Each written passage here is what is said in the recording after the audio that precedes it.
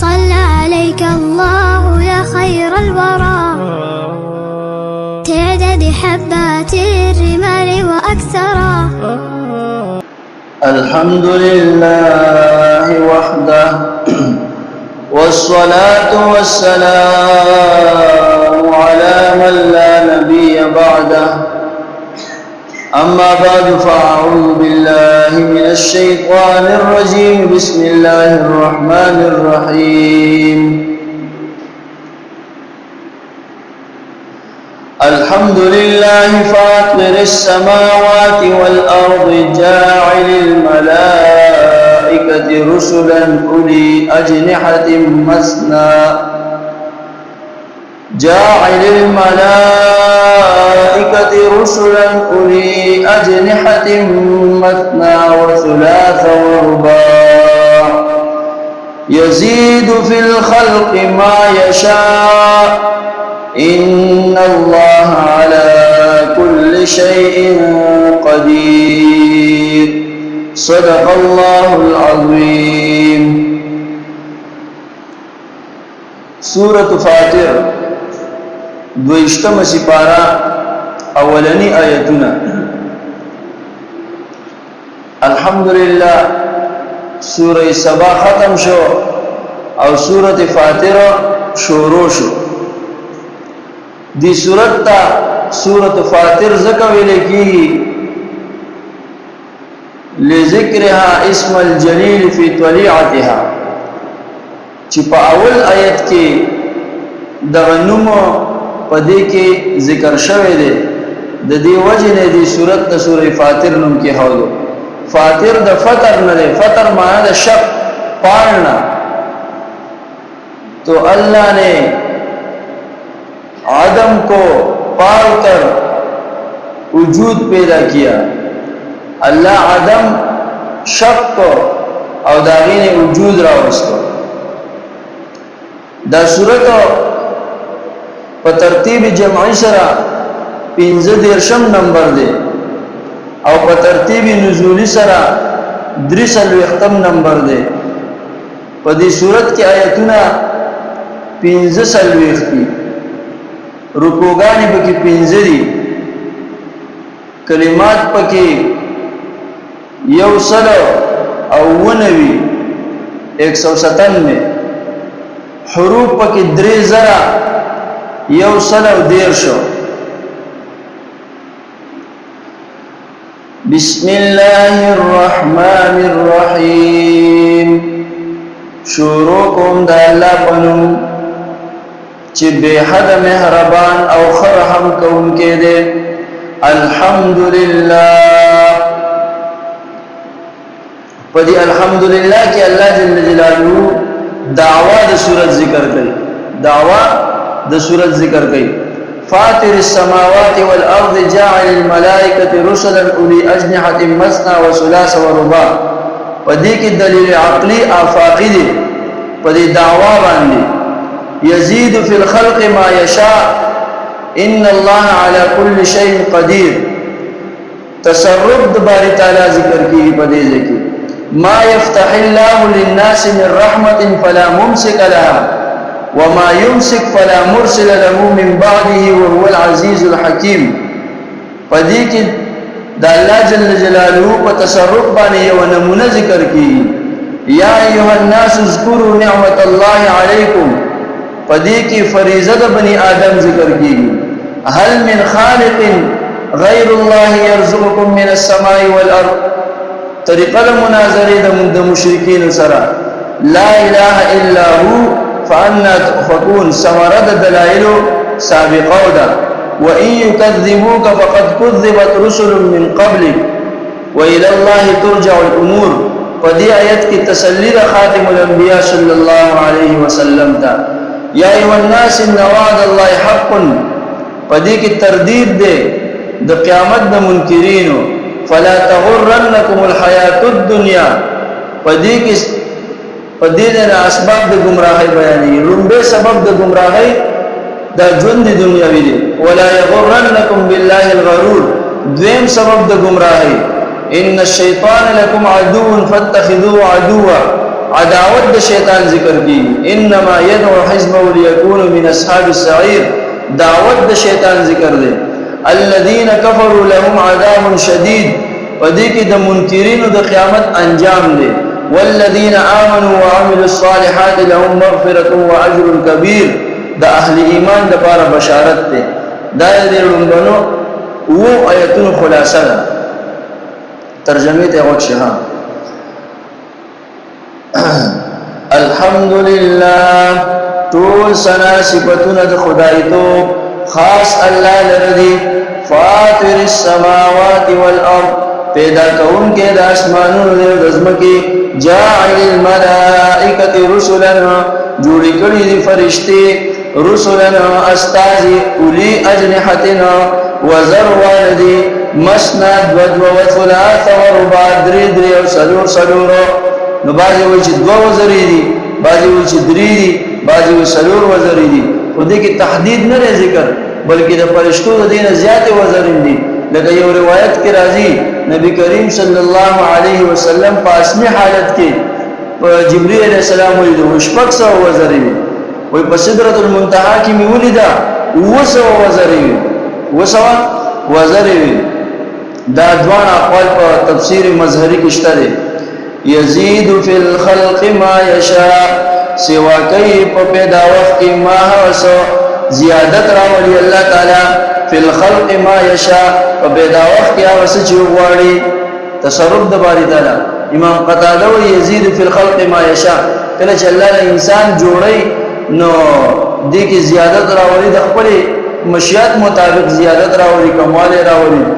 او اشاره وکړي ما قبل دمدا چاله دو وزري پرشتو بازو له درې وزري بازو له سلور بازو له غیر سیواله د جبرئیل السلام شپږ سو وزري ورکړي دي نو خپل مشیات مطابق زیادت راولي امام قتاده و ملاحت د عینین ته مراد دي یعنی د سترګو اغا خپل والد مراد دي یا حسن د وجهه ته مراد دي او یاد د دخلی خوګواله مراد دي ان الله یقینا الله تعالی علی کل شیء قدیر فهر شیء باندې قادر دی ما يفتح الله للناس من رحمت د خپل قدرت یو نمونه ذکر کوي په دې آیت کې الله پاک کوي چې ګوره زه د خلکو باندې خپل رحمت را لګم د باران په شکل کې یا نور چې کوم د الله رحمتونه لري په خپل بندګانو نو چې کله زرا لیدل وغواړم نو داسې څوک نشته چې دا رحمت بند کی او کله چې زه بند کوم دا رحمت نو داسې څوک نشته چې دا رحمت سکی راولي دا الله پاک د خپل قدرت یو نمونه ذکر کوي وای ما یفتح الله اوسچی کولاو کې الله تعالی للناس د خپل بندګانو د پاره د خلقو د پاره من رحمت د رحمت د باران په شکل کې نو فلا ممسک لها اصل کې امساک بندول ته ویل کېږي دلته د مراد منع ده نو فلا ممسک لها نشت سوک من کون کې دی لرا وما يمسك او اصل چې من کې الله تعالی بلکې الله تعالی نو فلا مرسل له نورالګون کې نشته دی لپاره من بعده پس ددنا وهو العزيز الحكيم او دا الله تعالی غالب د حکمت والده یا ایها الناس اے خلق اذکروا یاد کې نعمت الله نعمت د الله تعالی علیکم چې پتا شو باندې کړی فریضه د بنی آدم ده ګوره د بنی آدم فریضه ده چې د الله د نعمتونو شکریا وکړي د الله نعمتونو ځان تر آیات کې او هغه باندې د الله شکر ادا کړي هل من خالق غیر الله مشرکین ته وایي ایشتری سوک داسي هل من خالقنا ای سوک شتا پیدا کونکي غیر الله ما سوا د الله تعالی نه يرزقكم چې رزق درکې تاسو نه من السماء د اسماننا او مطر سره باران سره والارض او د زمکې نه په نبات سره نو سوک شتا داسي جواب شته نشته استفهام انکاری دی یعنی د الله نه ما سوا سو خالق نشتا د الله نه ما سوا سو رازق نشتا لا اله الا هو د ټول دلایل سمره ده چې نشته معبود الا هو مگر د الله تعالی نو فانا تؤفكون فانا تصرفون کم طرف تاسو اړول روانيه وان يكذبوك فقد كذبت رسل من قبلك تسلی د خاتم الانبیاء پیغمبر اسلام ته الله کوئی کچریدا مشرکین او کافران ستا تکذیب کوي تا ته نسبت د دروغ کوي ستا پیغام او ستا دعوت ته نسبت د دروغ کوي نو خپکیږه مو ستا نمخ کې اولو العزم پیغمبرانو څنګه ته اولو العزم دا شان نور پیغمبران باندې لګیو او دیو ته نسبت د دروغ کړو و ان یکذبوک فقد كذبت رسل من قبلک کچری دی نسبت د دروغ کوي تا ته نو فقد كذبت په تحقیق سره نسبت د دروغ کړو رسلنا من قبلک پیغمبرانو من قبلک چې وړاندې دستانه و الى الله او خاص الله تعالی ته ترجع الامور واپس کولې بشي ټول کارونه یا ایها الناس دویم خطاب دی خلقو ته و اے خلقو ان وعد الله حق وعده الله تعالی حق ده یعنی الله وعده ده چې مرګ نه پس به دوباره راځي کوم تاسو دا وعده الله تعالی حق ده فلا تغرنكم الحياة الدنيا نجوند الدنيا لتاسو په دوکا کې وانه چي ژوند دنیا دی تاسو په دوکا کې وانه چي او شاعر سوې یا صاحبي لا تغتر بتنعم فالعمر ينفد والنعيم يزول ويا ملګریا وي دا لا تغتر بتنعم ونعمتونه دی په دوکا کې وانه چي فالعمر ينفد والنعيم يزول عمر ختميدون کې نعمتم ختميدون کې دي واذا حملت الى القبور جنازه نفعلم بانك بعدها محمول وشکل تا یو جنازه اکړ اوچت په خپل وګو باندې او مقبره طرف رواني نو پوه شه چې ورځ به ته بل په وګو سور باندې مقبره ته رواني نو الله پاک وایي چې ژوند د دنیا په دوکه کې وانه چې دا ټول اول سبب د گمراهۍ دی فلا تغرنكم الحياة الدنيا ويدوكا كديوان چيتا جند دنيا ولا يغرنكم بالله الغرور او دوكا كديوان چيتا شو بالله دا الله تعالى الغرور دوكا بازو دوكا باز شو دي شيطان ان الشيطان يقينا شيطان لكم استاذ لپاره عدو دشمن دي فاتخذوه عدوا نتاشم دشمن وګڼئ الله په خپل بندګانو ته ګوري د شیطان ستاسو دشمن دی د ما سره وعده کړی و چې ستاسو بندګان ټول گمراه کوم ټول به جهنم ته بوزم خو مخلصین نشم گمراه کولای نو الله پاک چې تاسو دشمن دی تاسو هم دشمن وګڼئ تاسو ته زما خلاف لا رخی د گمراهی لار درته نو تاسو دا غیر انکار کوي د هدایت طرف تراشي کله چې د شیطان دا عداوت ذکر کېدو نو شهید شیخ ادریس رحمت الله علیه ودا واقعا ډېر ذکر کولا وی یو سره نو په کټ کې امتیاز کولې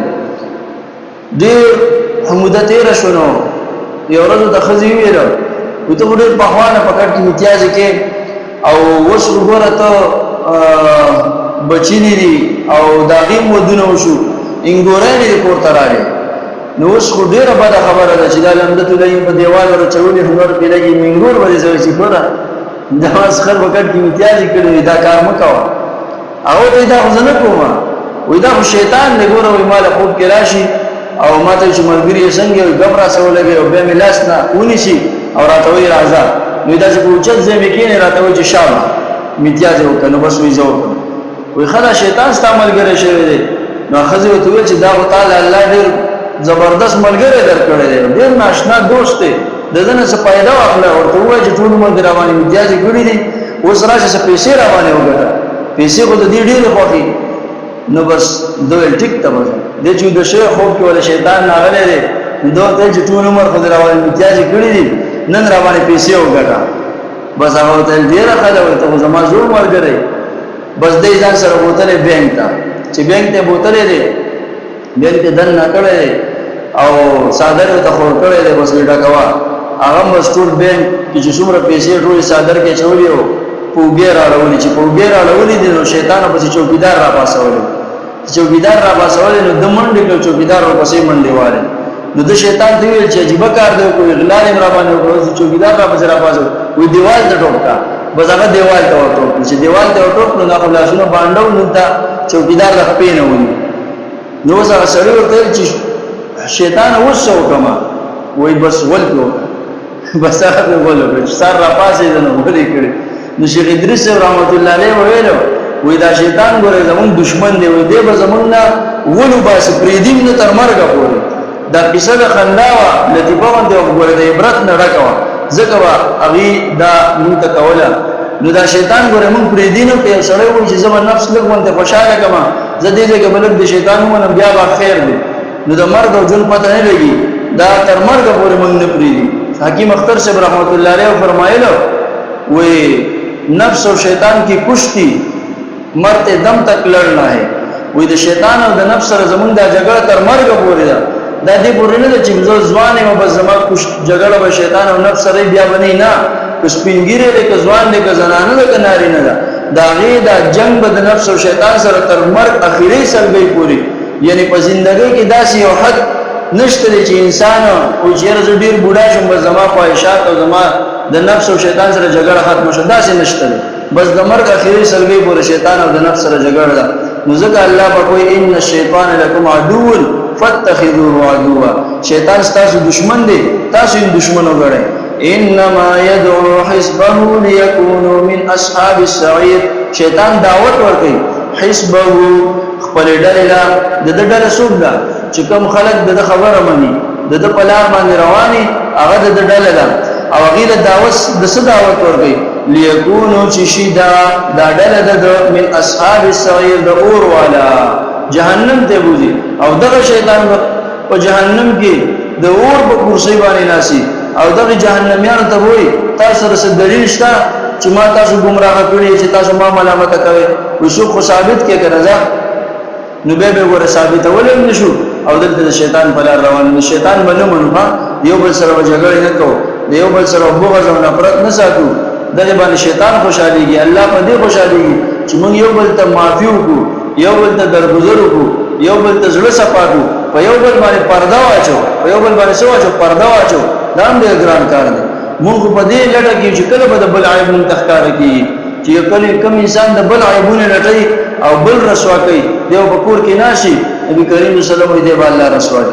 نو بل مسلمان ور باندې پرده چول په دې الله خوشاليږي او چې هغه رسوا کوي نو شیطان به خوشاليږي نو شیطان به خوشاله کوي الله به خوشاله وسو